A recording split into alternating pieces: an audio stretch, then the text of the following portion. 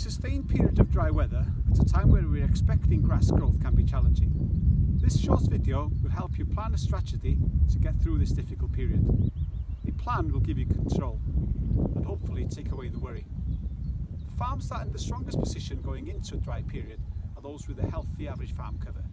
Not only have they got grass in the bank and may be able to take down average farm cover for a period, but higher covers retain moisture better. And also, grass grows grass, therefore grass already there will allow you to grow more grass. And higher covers will have better rooting depth to access more moisture. But what are our options if we don't have a healthy average farm cover going into a dry period? Firstly, we need to assess the situation.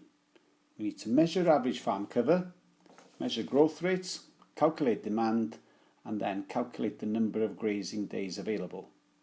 If the number of grazing days available is over 30 days, then we need to harvest silage in the next 7 to 10 days and get the ground back into rotation.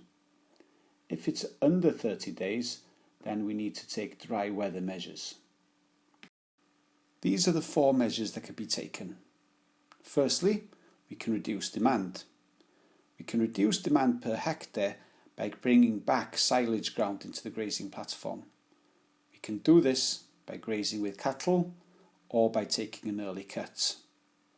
We can also reduce demand by selling cull, fat or store livestock.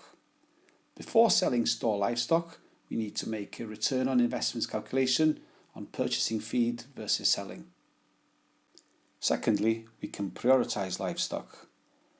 We can wean lambs at 9 weeks old, but only if there's high quality lamb feed available.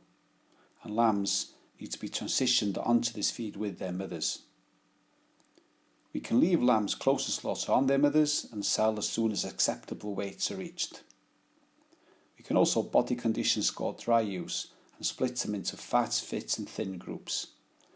We then prioritise the lighter ewes and reduce feed allocation to the good condition ewes. Thirdly, we can introduce supplementary feed. It's more important to safeguard post-dry period income than to minimise costs during the dry period. Underfeeding priority stock will have an immediate production loss, plus a possible negative impact on next season's performance. If supplementing, we need to do it as early as possible in the dry period in order to maintain average farm cover. This will allow us to grow more grass when it does start growing. When buying supplements, we need to consider the energy and protein needs of our livestock and look at different feed options based on quality and cost. Lastly, if there is any grass growth, we should be promoting it. Rotationally grazing our livestock will help promote grass growth.